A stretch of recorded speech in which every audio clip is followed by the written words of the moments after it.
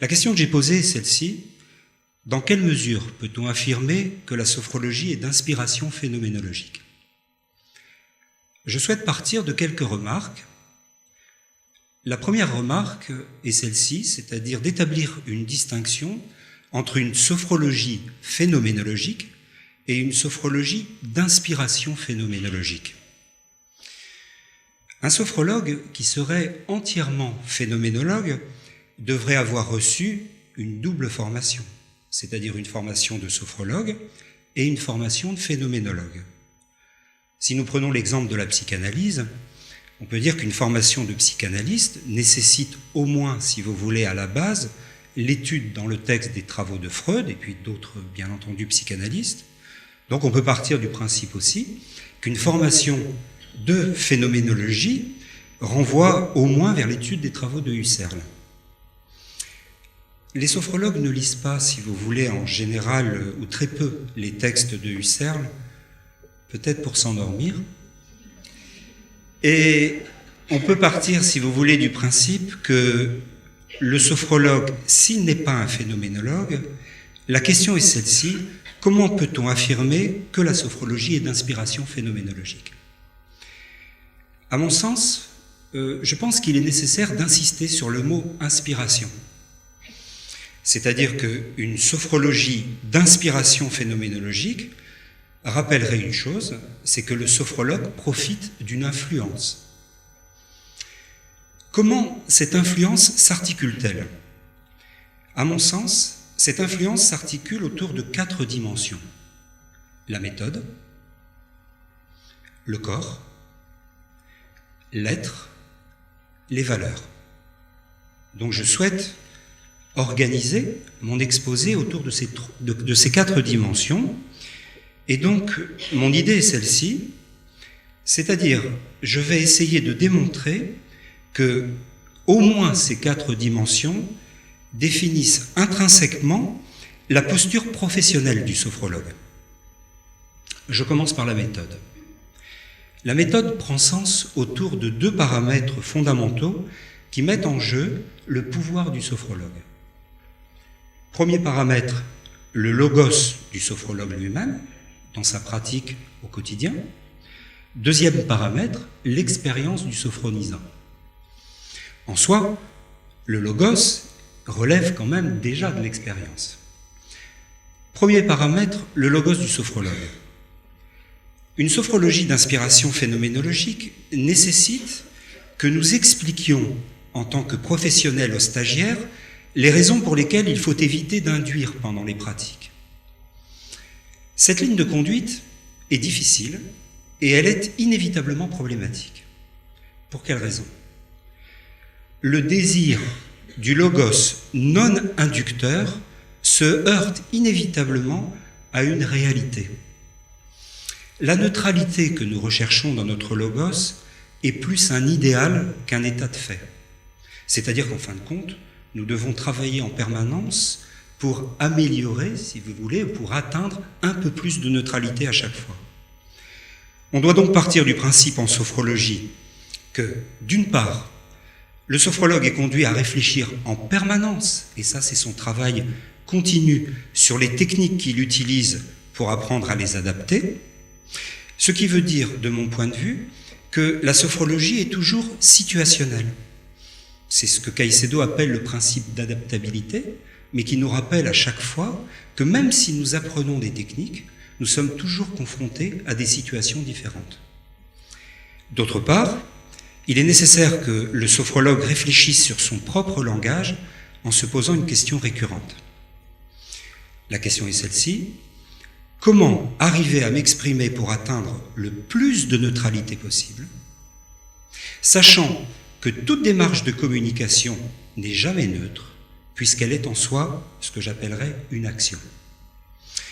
Je prendrai un exemple justement d'un ouvrage de philosophie, philosophie du langage, d'un philosophe du langage qui s'appelle John Searle Austin. L'ouvrage s'intitule « Quand dire, c'est faire ». En somme, quand nous disons quelque chose, nous faisons quelque chose. C'est-à-dire qu'en disant, je peux chercher par exemple à convaincre, Je peux chercher à dominer, à manipuler, à séduire, à intéresser, c'est-à-dire, etc., etc. Ce qui veut dire que la question professionnelle en sophrologie est donc de savoir quelle intention préexiste à l'utilisation de mon logos. Déjà, dans la philosophie antique, Aristote avait bien compris cela. C'est-à-dire que quand il s'intéressait à la rhétorique, il avait compris le pouvoir du langage, il avait compris la capacité que nous avons justement par le langage à pouvoir enfermer l'autre dans son propre langage. Et donc, quand il s'en prenait à ce qu'il appelait, dans le fond, des rhéteurs, des sophistes, qui partaient du principe que la vérité n'existe pas, mais seule existait la puissance du langage. Ce qui fait qu'on pouvait dire une chose et on pouvait dire son contraire.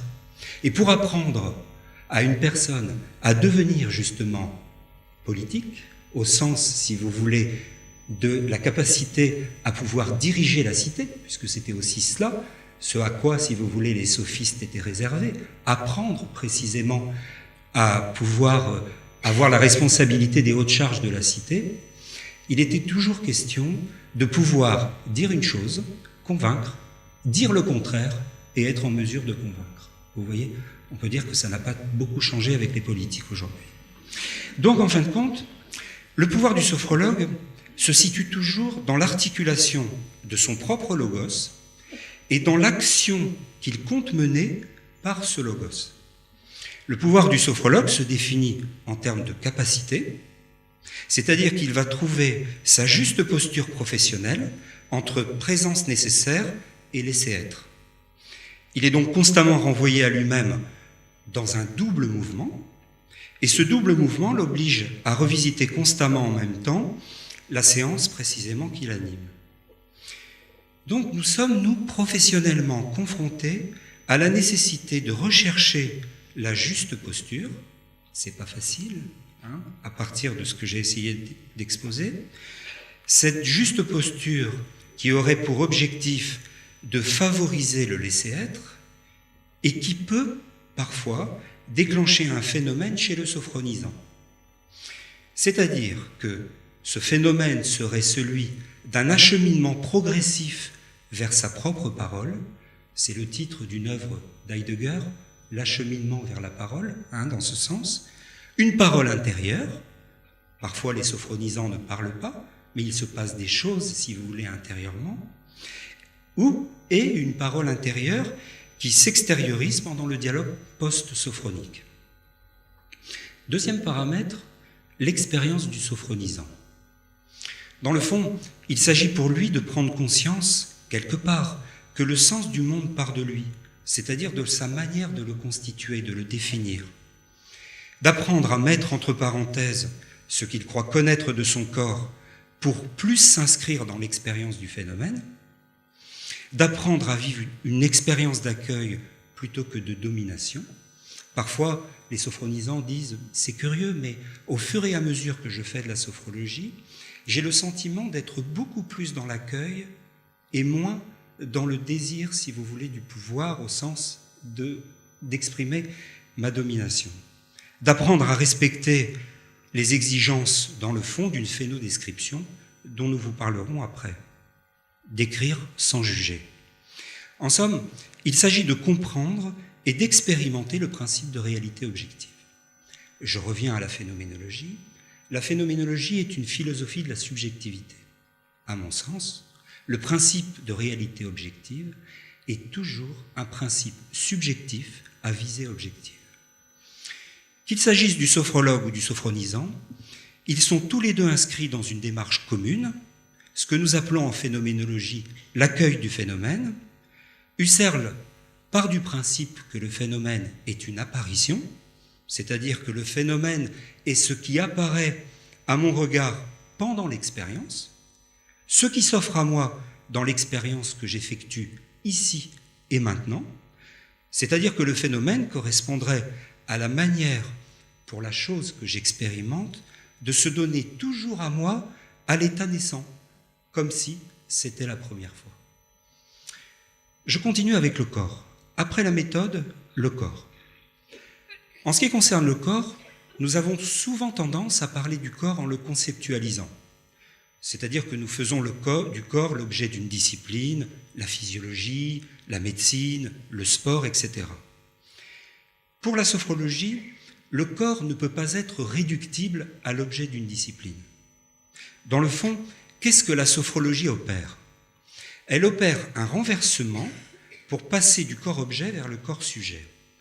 Bien avant le sophrologue, le phénoménologue s'était intéressé à l'expérience de l'immersion, pourrait-on dire, du corps dans le monde. C'est-à-dire qu'il s'était intéressé aux modalités d'une rencontre entre soi et le monde. La définition du soi inclut précisément, pour certains phénoménologues, l'expérience corporelle. Il s'agit, par exemple, pour le phénoménologue Merleau-Ponty, de ne pas simplement considérer le corps en termes d'avoir, j'ai un corps, mais de le considérer en termes d'être, je suis mon corps. La phénoménologie de la perception, de mon point de vue, est l'ouvrage le plus proche de la sophrologie. C'est-à-dire que ce que Merleau-Ponty a fait après Husserl, il s'est intéressé phénoménologiquement à la perception, mais il a pensé précisément la perception à partir, inévitablement pour lui, d'une réflexion sur le corps, ce qui après aussi a intéressé la Gestalt. Pour nous, on peut partir du principe que ce passage du « j'ai un corps » vers « je suis mon corps », sur le plan professionnel, constitue une étape centrale. Pourquoi ? Parce qu'elle oblige le sophronisant stagiaire à redéfinir sa propre conscience. La réflexion phénoménologique sur le corps se constitue à partir de ce que j'appelle l'appréhension subjective et intime de son propre corps. Cette appréhension n'est pas distinguable du vécu de la conscience, et à ce moment, nous rencontrons un point professionnel important autour d'une réflexion sur la conscience humaine. Le sophronisant peut s'apercevoir, par exemple, et nous l'entendons parfois, par sa pratique, que sa conscience n'est pas simplement une capacité à penser, une capacité à poser des problèmes, à élaborer des théories, mais que dans le fond, sa conscience est corporelle. En somme, qu'est-ce que fait la sophrologie ? Elle élève le sophronisant vers l'expérience mentale corps unifiée. Pour moi, c'est mon point de vue. Cette expérience ne relève pas d'une rencontre, simplement entre le psychisme et le corporel, mais elle relève plutôt de la prise de conscience de cette unité. Pourquoi ? Si nous partons du principe que nous avons affaire à une rencontre entre le psychisme et le corps, nous devons considérer que dans le fond, il existe deux entités bien distinctes, le mental, le corps. Mais si nous partons du principe que la sophrologie révèle cette expérience de l'unité, nous estimons quelque chose, que les deux dimensions que nous évoquons parfois séparément, dans le fond, n'en font toujours qu'une. La reconnaissance de soi, en sophrologie, passe par la conscience de cette unité. La sophrologie installe et renforce un sentiment de cohérence, d'unité intérieure. Continuons avec l'être. Lorsqu'un sophronisant pratique régulièrement, il est souvent confronté à une dimension. C'est-à-dire qu'il commence, si vous voulez, s'il fait une formation professionnellement, et il s'aperçoit à un moment donné que ce qui est en jeu, c'est toute une dimension existentielle. Il est donc confronté à ce que j'appellerais la dimension existentielle de la sophrologie. Cette dimension existentielle va s'éveiller au moment où il comprend que la sophrologie n'est pas une simple relaxation, mais qu'elle constitue un moyen de se dévoiler à soi-même. Nous comprenons une chose, la raison, je pense qu'elle se trouve là, de mon point de vue, la raison pour laquelle une formation professionnelle ne peut pas s'effectuer en 6 mois. Je pense que ceux qui font cela n'ont rien compris à la sophrologie. Pourquoi ? Parce que la formation est toujours un parcours professionnel sous-tendu inévitablement par une démarche existentielle d'intégration. Et l'intégration ne peut se faire que lentement. Dans un monde où nous voudrions que tout aille vite, nous sommes en quelque sorte en relation avec nous-mêmes et nous ne pouvons pas nous soumettre en permanence à des situations d'urgence. Donc, dans ce sens, la démarche d'intégration ne peut pas s'inscrire dans l'urgence. En l'occurrence, la sophrologie peut se définir comme le moyen de concrétiser les forces intégratives de l'être. La question est de savoir comment devons-nous entendre l'être. De mon point de vue, en ce qui concerne la question de l'être, je pense que nous sommes devant la dimension la plus insaisissable de la sophrologie et aussi la plus essentielle. Caicedo doit au philosophe et phénoménologue Martin Heidegger la meilleure des approches sur l'être. Être doit être entendu comme un verbe et non comme un substantif. Dans cet être, il y a une sorte d'action par laquelle le sujet conquiert sa propre présence. Et parfois, nous entendons chez le sophronisant cela, c'est-à-dire qu'il va le verbaliser avec ses propres mots, il va dire « mais je me sens beaucoup plus présent à moi-même, je me sens beaucoup plus présent aux autres, beaucoup plus présent au monde. » Nous sommes aussi là dans la relaxation dynamique du second degré. Cette conquête, en quelque sorte, de l'être, constitue un retour à l'origine, à l'essentiel, c'est-à-dire à la vivance de l'être en sophrologie. Ce dévoilement de l'être représente, dans le fond, dans la formation professionnelle, un nouveau point de départ. Que se passe-t-il ? Il ouvre, en quelque sorte, ce nouveau point de départ, le sujet à une perception différente du monde et de lui-même, sa liberté, sa créativité, son authenticité, sa responsabilité d'être. La question de l'être pose inévitablement la question des valeurs. En somme, en réfléchissant sur l'être, nous découvrons les valeurs. Continuons avec les valeurs. Mon corps, parfois, devient un objet trouble à interpréter. Il peut prendre des directions que je n'ai pas choisies. La vieillesse, la maladie, toute forme, si vous voulez, de direction qui s'impose à moi. Cette conscience trouble du corps qui, de mon point de vue, anime aujourd'hui notre époque, peut conduire vers la considération du corps en termes de figuration ou en termes d'image. Elle peut aussi, et c'est peut-être pour cela que des personnes vont voir des sophrologues, conduire vers la considération du corps en termes de conception ou en termes de valeur. Quelle valeur dois-je par exemple accorder à mon propre corps ? Si en sophrologie, nous élevons le corps à la dimension de l'être, je suis mon corps, nous pouvons comprendre aussi la valeur que nous essayons de lui accorder. En sophrologie, les valeurs sont existentielles, c'est-à-dire qu'en sophrologie, les valeurs sont toujours propres à l'individu. En ayant recours à la phénoménologie, nous pourrions dire aussi qu'en sophrologie, les valeurs sont ontologiques. Alors c'est un vieux mot de la philosophie, l'ontologie, c'est-à-dire que c'est un mot qui veut dire tout ce qui est constitutif de l'être en tant qu'être. C'est rentrer déjà dans un processus, si vous voulez, d'accès à soi. Chaque sujet évalue pendant ses pratiques et après ce qui est positif et ce qui est justement structurant pour lui. C'est pour ça que souvent, nous sommes confrontés à la difficulté de définir le mot positif, mais j'ai quand même le sentiment, pour moi, que le mot le plus proche du mot positif est quand même le mot structurant. La réponse à la question « Dans quelle mesure peut-on affirmer que la sophrologie est d'inspiration phénoménologique ?» Première réponse, dans la mesure où elle est une interrogation permanente sur sa propre méthode, partant du principe que la neutralité du logos est plus un idéal qu'un état de fait. Deuxièmement, qu'elle élève le corps à la dimension de l'être et à la conscience d'une unité. Troisièmement, qu'elle se définit comme le moyen de conscientiser les forces intégratives de l'être. Et quatrièmement, qu'elle inclut dans son propre processus une évaluation de ce qui est essentiel pour soi.